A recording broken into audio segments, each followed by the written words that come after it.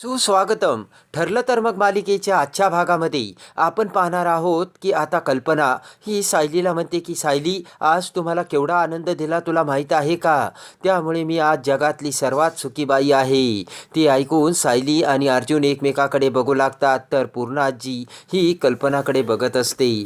तेव्हा सायली विचार करते की आई, मी तुम्हाला कसं सांगू की तो रिपोर्ट चुकलेला आहे. यांच्यामध्ये आणि माझ्यामध्ये तसं काहीच नाही आहे. पण हे सर्व आईच्या भावनाशी खेळलेलं नाही होणार का? तर लगेचच कल्पना म्हणते की अर्जुन, तू सुद्धा आता सायलीची काळजी घे बरं का. कल्पना म्हणते की अर्जुन, आता तू तुझ्या बायकोला उचलून घ्यायचं नाहीयेस. आणि अश्विन म्हणतो की आता मेंटली सुद्धा त्यांची तू काळजी घ्यायची दादा. कल्पना म्हणते की अरे, होणाऱ्या आईला कधी कधी रडूसुद्धा येतं आणि रागसुद्धा येतो, तेव्हा तू सायलीला समजून घ्यायचं. तर अर्जुन हा फक्त मान हलवत असतो. तर आता कल्पना आणि सर्वजण सायलीला समजावत असतात, तेव्हा अस्मिता हळूच पूर्ण आजीला म्हणते की पूर्णाई, हे सर्व तुला विचित्र नाही वाटत का? अस्मिता म्हणते की होणाऱ्या आईबाबाला तर आनंद झाला पाहिजे ना, पण अर्जुन आणि सायलीच्या चेहऱ्याकडे बघ पूर्णाई, त्यांच्या चेहऱ्यावर आनंदच दिसत नाही. अस्मिता म्हणते की पूर्णाई, तुला त्यांचं लग्न मान्य व्हावं म्हणून तर हे सर्व प्लॅनिंग केलं नसेल ना प्रेग्नन्सीचं. तेव्हा रागाने पूर्णाजी अस्मिताकडे बघते. तर कल्पना म्हणते की 7 महिन्यानंतर आपण सायली डोहाळे जेवण करायचं बरं का. तेव्हा प्रताप म्हणतो की अगं, काय एवढी पुढची तयारी चालली कल्पना तुझी? तेव्हा अर्जुन म्हणतो की सायली आता दमल्या असतील ना, तेव्हा मी तिला आराम करायला नेतो. कल्पना म्हणते हो हो बरोबर आहे, आणि सायली हळूच पायऱ्या चढून वर जा आणि आराम कर बरं का. विमल म्हणते की सायली ताई, तुम्हाला जे लागत असेल ना वरून फक्त आवाज द्या, मी आणून देईल. तर सायली मान हलवते. तर अर्जुन सायलीला घेऊन निघून जातो. तेव्हा कल्पनासुद्धा विमलला म्हणते की चल चल, आपल्याला खूप कामं करायची. कल्पनाचा तो आनंद बघून प्रताप म्हणतो की आता तर आपल्याला तुझ्या आईच्या मनात शून्य किंमत असेल. तर अश्विन म्हणतो की मला नाही डॅड, फक्त तुम्हाला, आणि हसतच अश्विन निघून जातो. तेव्हा ते सर्व बघून पूर्णाजी ही प्रतिमाच्या फोटोसमोर येते आणि विचार करते की प्रतिमा, आता कुठल्या तोंडाने मी तुला सांगू की जेव्हा तू भेटशील तेव्हा मी तुझ्या मुलीचं स्वप्न पूर्ण करू शकले नाही म्हणून. इकडे आता प्रिया ही अस्मिताला भेटण्यासाठी बाहेर आलेली असते. अस्मिताला बघताच तन्वी म्हणते की तुझ्या चेहऱ्याला असं काय झालं आणि असं काय बघतेस अस्मिता? अस्मिता म्हणते की आता काय सांगू तुला, आपण जो जो प्लान केला होता ना तो सर्व संपला. तर तन्वी म्हणते काय झालं अस्मिता? तर हसतच अस्मिता म्हणते की आपला प्लान वर्क झालाय तन्वी. तर तन्वीला सुद्धा खूप आनंद होतो. इकडे आता सायली ही बेडरूममध्ये येत अर्जुनला विचारते की हे सर्व काय होऊन बसलंय अर्जुन सर? अर्जुन म्हणतो की रिलॅक्स सायली, काहीतरी रिपोर्ट्समध्ये मिस्टेक झाली मला कळतंय. सायली म्हणते की अहो, जे शक्यच नाही ते कसं बाहेर आलं, आणि आता ही बातमी सगळी वाऱ्यासारखी बाहेर पसरेल. सायली म्हणते की आता मी आश्रमातल्या लोकांना काय उत्तर देऊ? तेव्हा अर्जुन म्हणतो की हे सर्व चुकीचं आहे हे आपल्याला माहीत आहे ना, मग उत्तर देण्याचा प्रश्नच कुठे येतोय? सायली म्हणते की हे सर्व तुमच्यामुळे झालंय. अर्जुन म्हणतो मी काय केलं? सायली म्हणते तरी मी तुम्हाला सांगितलं होतं की उशा बंद करू नका, पण तुम्ही त्या केल्याच. तेवढ्या दरवाज्यावर टकटक असा आवाज येतो. तर सायली लगेच अर्जुनचं बोट पकडत म्हणते की सर, मला खूप भीती वाटते, नाही नक्कीच आई आल्या असतील आणि आता काय उत्तर द्यायचंय. तेव्हा अर्जुन हा सायलीने आपले बोट कसे धरले याकडे बघू लागतो. अर्जुन म्हणतो की तुम्ही अगोदर शांत व्हा, प्लॅनिंग होऊ नका आणि रडू नका, नाहीतर संशय येईल. असे म्हणत आता अर्जुन हा सायलीच्या तोंडावर हात ठेवून सायलीला समजावतो. तेवढ्यात अर्जुन हा दरवाजा उघडतो. तर कल्पना आतमध्ये येते आणि म्हणते की सॉरी सॉरी, मी तुम्हाला तुमच्या स्पेशल मोमेंटला डिस्टर्ब तर नाही केलं ना? तर अर्जुन म्हणतो नाही ग मामा. तर कल्पना ही सायली शेजारी बसते आणि म्हणते की हे बघ सायली, मी ना अर्जुनच्या लहानपणाचे फोटो घेऊन आले. कल्पना म्हणते की यातील कुठला फोटो तुला आवडतो बघ, तो मोठा करून आपण भिंतीवर लावूयात. तेव्हा अर्जुन हा अवाक होतो. तर आता सायली तो अल्बम बघू लागते आणि सायलीला 20 वर्षापूर्वीचे लहानपणीचे अर्जुन आठवू लागतो. त्याच वेळेस तन्वीचा फोटो समोर येतो. तर तो बघून अर्जुन म्हणतो की तन्वीचा फोटो? अर्जुन म्हणतो की मम्मा, तुला तन्वीचा फोटो आमच्या रूममध्ये लावायचं का? अजिबात जमणार नाही. अर्जुन म्हणतो की मम्मा, तुला खरंच फोटो लावायचा का? तर कल्पना म्हणते की अरे हो, हा फोटो कायम सायली आणि तुझ्या नजरेसमोर असायला हवा. त्यानंतर आता तो फोटो लावण्यासाठी कल्पना ही जागा शोधू लागते. तर लगेचच समोरच्या भिंतीवर कल्पना म्हणते इथे लावू. सायली उठल्यानंतर लगेचच तिची नजर या फोटोकडे जाईल. तर अर्जुन ते सर्व ऐकून आणि बघून पूर्ण अवाक झालेला असतो. कल्पना म्हणते की तुम्ही दोघांनी दररोज या फोटोकडे बघायचं बरं का, आणि निघते मी असे म्हणत आता कल्पना ही तुमचं चालू द्या असे म्हणत बाहेर निघून जाते. तर अर्जुन हात करत सायलीला म्हणतो की दम धरा सायली. इकडे आता तन्वी ही अस्मिताला म्हणते की सायलीला प्रेग्नंट करणं आणि ते सगळ्यांसमोर आणणं एवढं सोपं नव्हतं. अस्मिता म्हणते की सगळ्यांसमोर या सायलीला ह्या त्रास होईल हे मी अगोदरच ठरवलं होतं.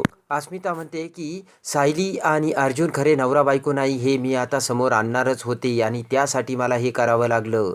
तन्वी म्हणते की पण तू हे सर्व कसं मॅनेज केलं, एकाच वेळी सायलीला त्रास, मळमळ, उलट्या. अस्मिता म्हणते की ते मॅनेज करताना मला थोडीशी मेहनत घ्यावी लागली, पण सायली आणि विमल किचनमध्ये काम करत असताना मी तिकडे गेली आणि लगेचच अस्मिता तिने काय केलं हे सर्व तन्वीला सांगू लागते. तर आता इकडे सायली आणि विमल किचनमध्ये काम करत असताना अस्मिता तिथे येते आणि म्हणते की मी सुद्धा आज काम करणार आहे.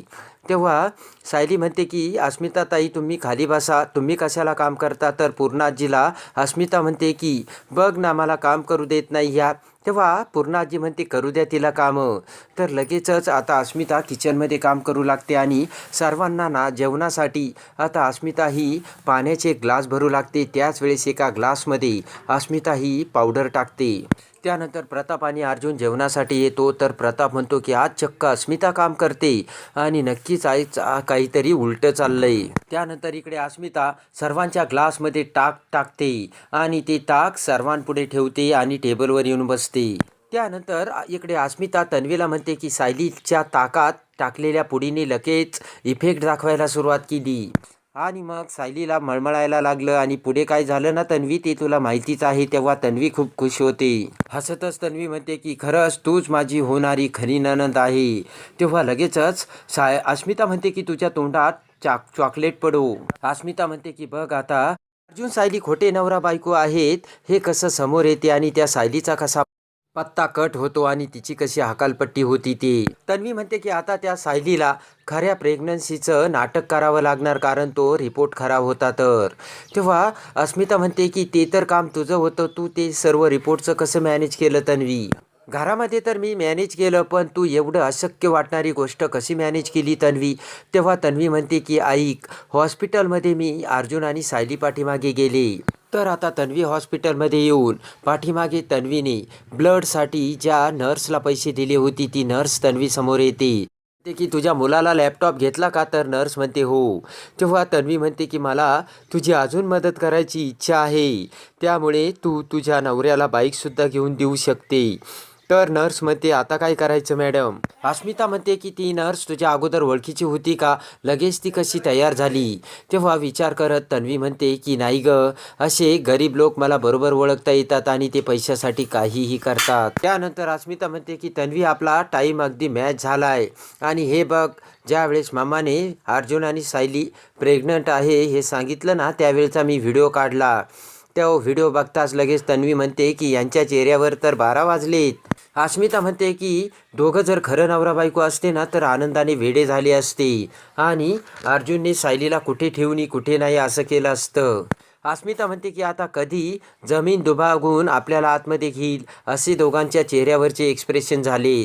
अस्मिता म्हणते की आता आपण हा व्हिडिओ पूर्ण आजीला दाखवूयात आणि सांगूयात की या दोघांच्या नात्याबद्दल आता तुला काय वाटतं. तन्वी म्हणते की हा व्हिडिओ बघून पूर्णाजी आपल्यावर विश्वास ठेवेल का की अजून तिला दुसरा पुरावा दाखवावा लागेल.